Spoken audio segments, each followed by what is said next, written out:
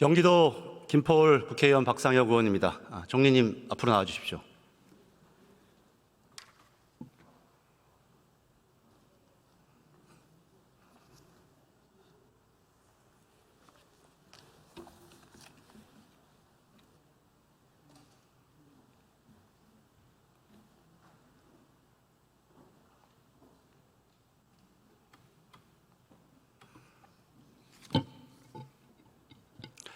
예, 총리님 대정부 질문에서만 세 번째 뵙습니다. 예.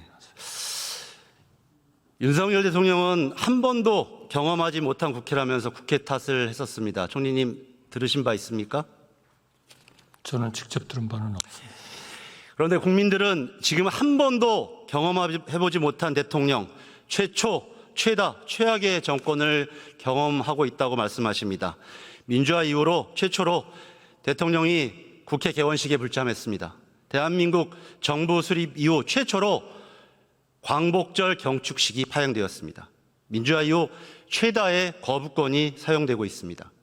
인사청문 대상자 48%가 청문 보고서 채택 없이 임명 강행되었습니다.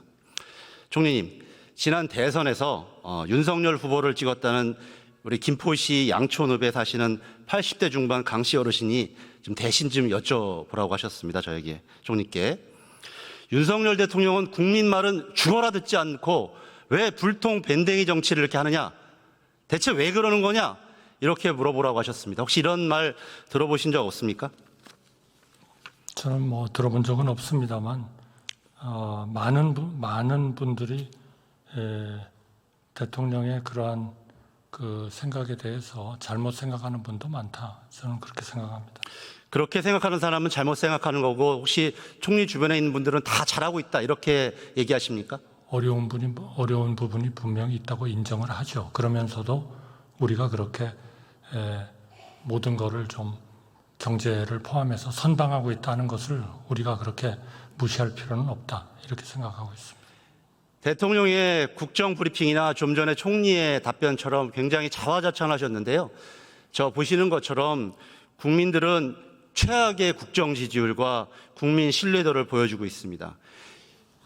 윤석열 정권이 써나가고 있는 새로운 기록들로 인해서 심지어는 중도 성향의 단 18%만이 긍정평가를 하고 있다는 기록도 있습니다. 그런 여론조사도 있습니다. 그래서 말 그대로 이제 윤석열 정권은 심리적 탄핵 상태에 빠져들었다. 이렇게 평가도 있습니다. 저는 총리가 조금 전에 대답처럼 훌륭하게 잘하고 있다. 이런 것이 오히려 대통령을 정권을 두 번 죽이고 있다. 이렇게 생각합니다. 지금 윤석열 정부 임기가 반환점에 다다랐습니다. 그리고 총선이 지난 지 5개월이 지났습니다. 총선에서 국민들은 윤석열 정부에게 국정의 기조를 변화해라 이렇게 명령을 하셨습니다. 인사가 만사라는 말처럼 국정 기조의 핵심적인 변화 요소는 인사를 어떻게 변화할 것이냐 이런 부분입니다. 총리님, 역대 우리 헌정사에서 집권 여당이 대패하고 이번처럼 참패하고 나서 총리가 유임된 사례가 있습니까? 글쎄요, 제가 모든 그 역사적인 관찰은 하고 있지 못합니다. 오래 공직생활 하셨는데요. 사퇴하셨었잖아요. 총선 직후에. 왜 유임하셨습니까? 사의를 표명했습니다. 예, 사임하셨는데 다시 유임을 하시고 있습니다. 지금까지. 왜 그러신 겁니까? 대통령께서 당분간 일을 좀 추진해 달라 이렇게 말씀을 하셨습니다. 유임이냐 아니냐 하는 것은 별로 중요하지 않습니다. 저는 이런 식으로 대통령이 총리를 전례 없이 다시 유임하는 것, 이런 것이 윤석열 대통령과 윤석열 정권의 불통을 보여주고 있다고 생각합니다. 또한 다음에 보여드릴 것 같은 인사 편중과 카르텔식 국정 운영이 오히려 대통령을 국민으로부터 저렇게 신뢰도가 떨어뜨리게 저는 만들고 있다고 생각합니다.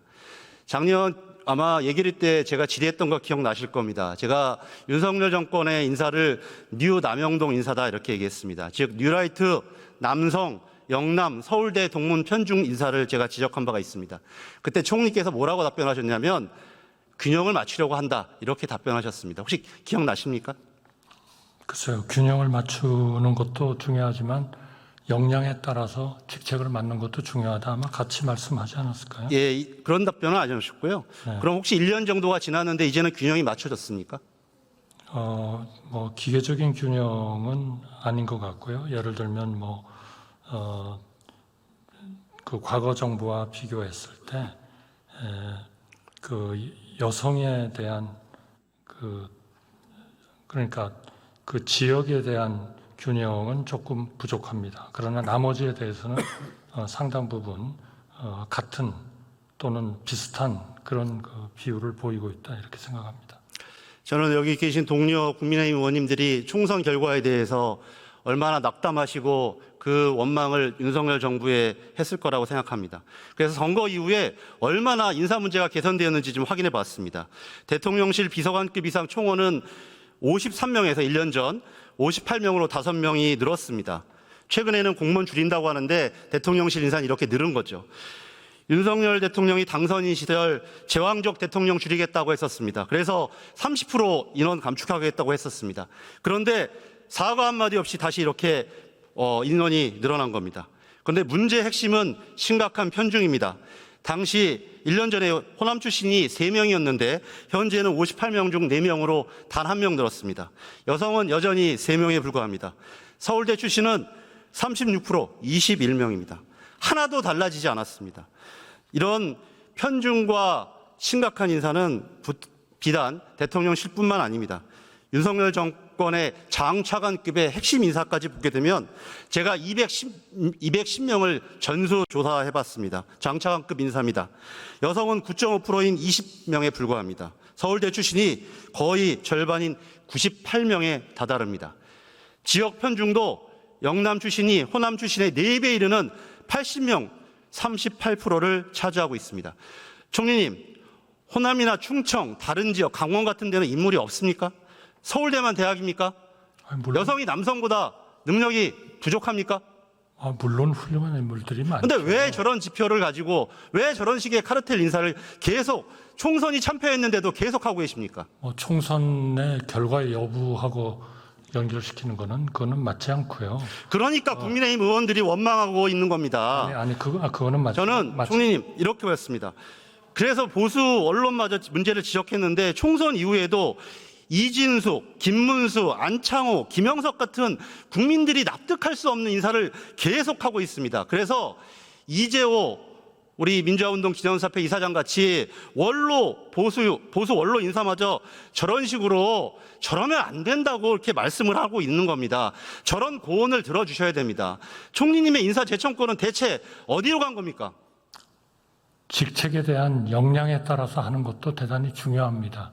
균형을 맞추는 것도 중요하지만, 그러니까 인사를 물론 과거에 2번 집권을 하셨으니까 다 해보신 경험이시겠지만 인사를 그렇게 적절한 분을 제때 맞추는 게 그렇게 쉬운 일은 아닙니다. 잘 아시겠습니다만 그런 과정에서 계속 그런 균형을 좀 더 맞추도록 그렇게 노력해 가겠습니다. 저는 그게 정권의 능력이고 준비된 대통령의 모습이라고 생각합니다. 그러지 못하고 있기 때문에 국민들로부터 신뢰도가 떨어지는 겁니다. 그리고 아까 같이 김문수 지금 노동부 장관 같은 분을 옹호하고 변호하면 국민들이 오히려 총리를 욕하고 대통령을 더 욕되게 하는 겁니다. 저는 그렇게 생각하지 않습니다. 검찰 정권이라는 것은 이미 다 알려진 사실입니다. 이미 비서관급 이상과 장차관급의 검찰 출신이 24명 임명되어서 정권의 전위부대 역할을 하고 있습니다. 그런데 이제는 검찰 출신이 단순히 검사뿐만 아니라 검찰 수사관들까지 공기업에 자리잔치를 하고 있습니다.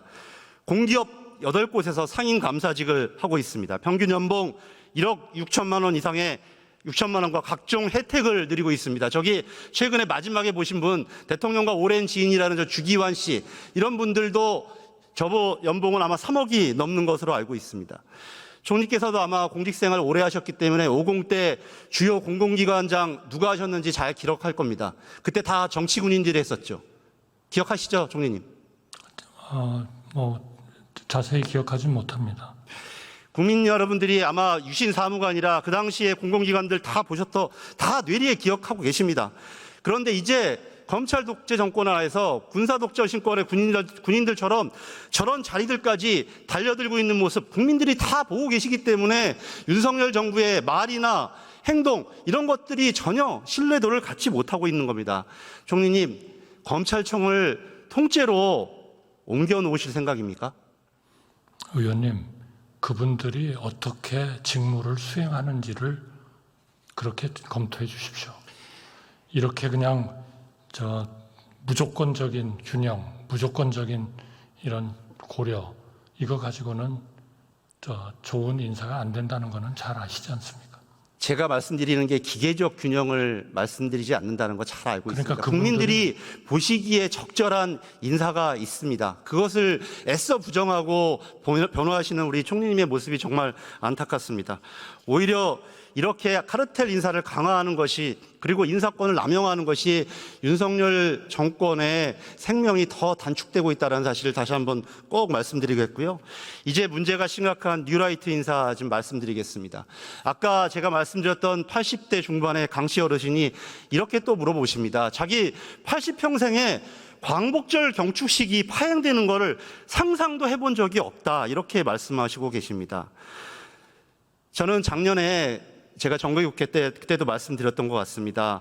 대통령이 갑자기 광복절 경축사에서 공산 전체주의란 말을 했었습니다. 황당무계한 말이었죠.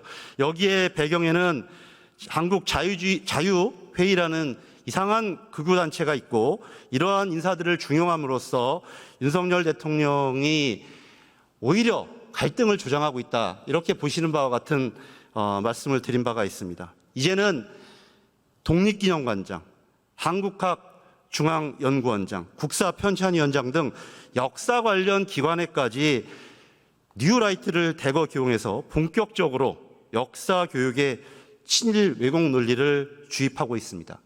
광복절을 광복절이라고 하지 못하는 그런 독립기념관장이 있다는 것. 총리께서는 어떻게 하는지 한번 두고 보자 이렇게 얘기하시는데 과연 그게 제대로 된 인사가 맞습니까, 총리님? 아니, 한번 지켜보시죠. 그리고 지난번 그 광복절 행사 이것은 잘 아시지 않습니까?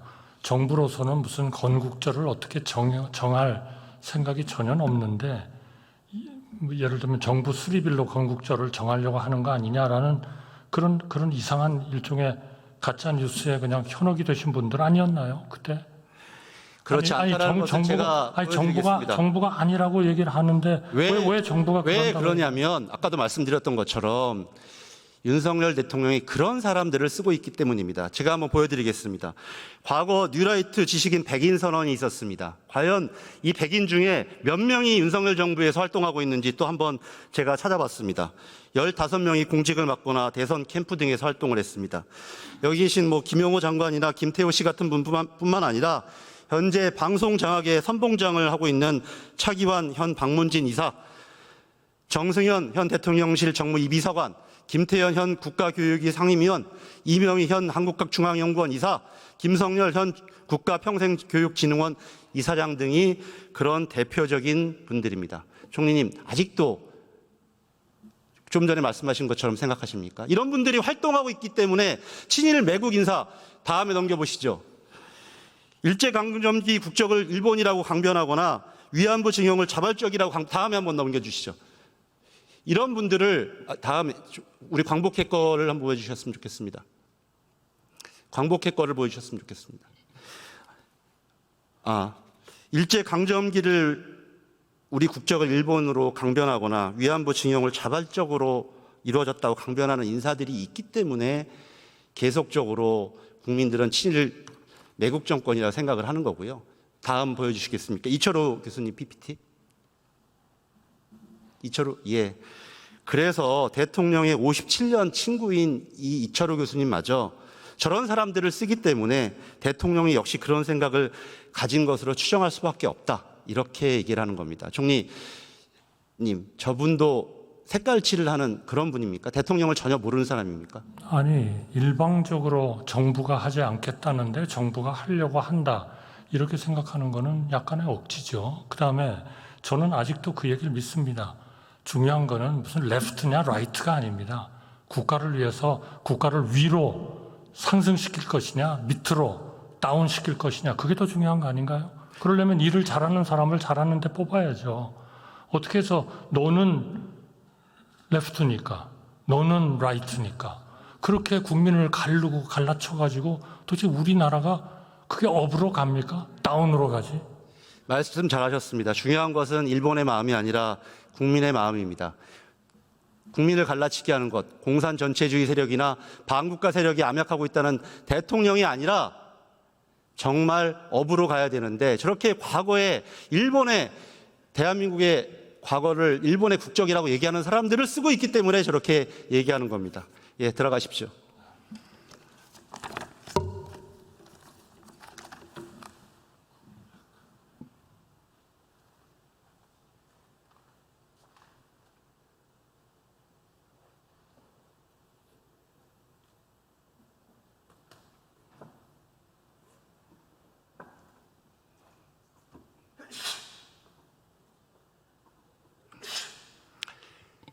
(9월 2일) 윤석열 대통령은 이 자리에 오지 않았습니다. 그리고 그날 저녁 김건희 여사와 생일 파티를 했습니다.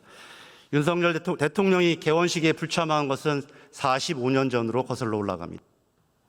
10대 국회 때 이번 선거와 같이 공화당이 참패하고서 국회 개원식에 참석하지 않았습니다.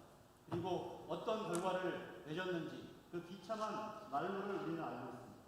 윤석열 대통령이 그 비참한 결과를 답습하려고 하지 않는다면 헌정 질서를 따르고 국회와 국민을 존중해야 합니다. 저희 더불어민주당과 저는 끝까지 민주주의와 인권을 지키고 국민들을 지키면서 싸워나가겠습니다. 감사합니다.